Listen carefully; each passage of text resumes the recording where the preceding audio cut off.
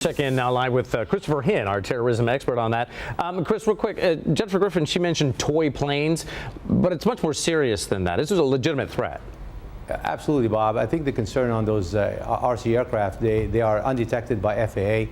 They're aircraft that you can fly from your backyard or anywhere, and you can put anything you want, explosives or any kind of material that could definitely be harmful to our to our federal buildings and other ones. Yeah, you fly a bunch of those things into the Pentagon, and it's going to do some serious damage. She also mentioned that Fardos was watching these websites, jihadist websites. Is that how the feds are able to track these guys? You log onto a website like that, all of a sudden you're red flagged and they're watching you? Well, I think that's one of the factors, but I think our federal government and specifically the FBI has done a great job in stopping this man from going any further. Mm-hmm. But I think any activities in those websites, they're monitored and they will continue to monitor. But the greatest concern, Bob, is I have is the homegrown terrorism that is being detected right here in our homeland, and that's the key right now. We need to be focused on. Yeah, and if this was in a very nice neighborhood, would we all be just shocked and surprised at the number of these terror cells, homegrown, that are out there?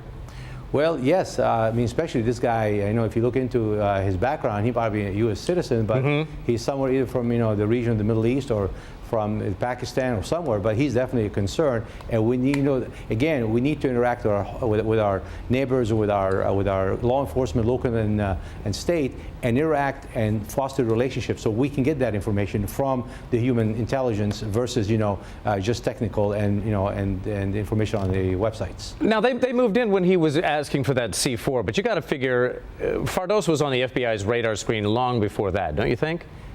Absolutely, I think he was. But again, as I mentioned earlier, the FBI has done something, brought him in, lured him in, and sold him the material, which controls the purchases that he can now go elsewhere. But I think they moved in, they executed the situation in time, and I think they've done a phenomenal job on this. Yeah, well, I think it makes Americans just absolutely crazy to think that U.S. citizens are plotting these things. There's one thing, terrorism, but homegrown terrorism just really gets under people's skin. Just amazing that this kind of thing is going on. All right, Christopher Hinn, Chris, good talking to you. Thank you, Rob.